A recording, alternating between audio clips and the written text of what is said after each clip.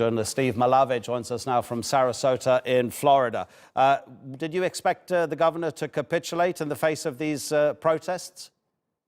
Well, he had no other option.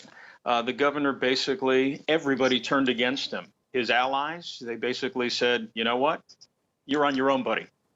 This is something that was unprecedented. You had basically, this was one of those few instances where you had the entire Puerto Rican community united from various political perspectives, whether they were pro-statehood, the party of the governor, or the Commonwealth status, the Populares, or the Independentistas, those who advocate the independence from the United States.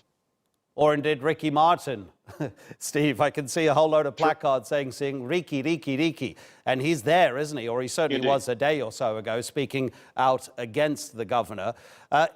What sort of governor has he been, apart from this particular scandal, which has shown, well, I mean, a lack of diplomacy is a very kind way of putting it, because some of this is quite bizarre, the way he's been talking in these private conversations. But in terms of what he's done for Puerto Rico away from this?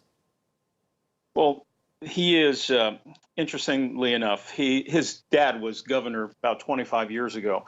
And Ricardo Rossello, he kind of followed in his dad's footsteps as far as he was viewed pretty much, especially right after Hurricane Maria hit the island, pretty weak. The response that he had and the government had, a lot of foul-ups that they had there, also dealing with, as far as he had some of his members of the administration were under federal investigation for allegedly stealing $15.5 million in federal funds to well-connected consultants. So this is something that there was just a lot of bad blood here, a lot of corruption. People just basically had enough, even those people who were closest to him.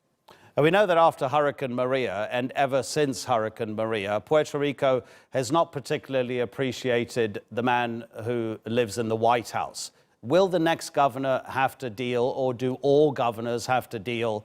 We've had two now since Hurricane Maria. Do they have to deal with Donald Trump's particular penchant towards an opinion of Latinos in general? Basically, it's a fine dance, whomever is the next governor of Puerto Rico. In terms of, you know, he was seen as very weak and not being, Rossello that is, not being an advocate for Puerto Rico and standing up to the president when need be.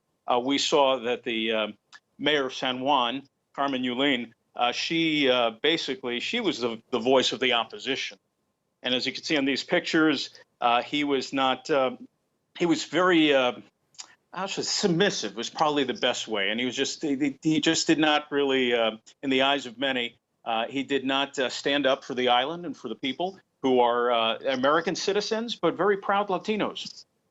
Steve, really appreciate it. Thank you very much indeed for giving us that analysis on this breaking news. Ricardo Rossello, the governor of Puerto Rico, has announced he's going to step down on the 2nd of August. Steve Malave speaking to us from Florida.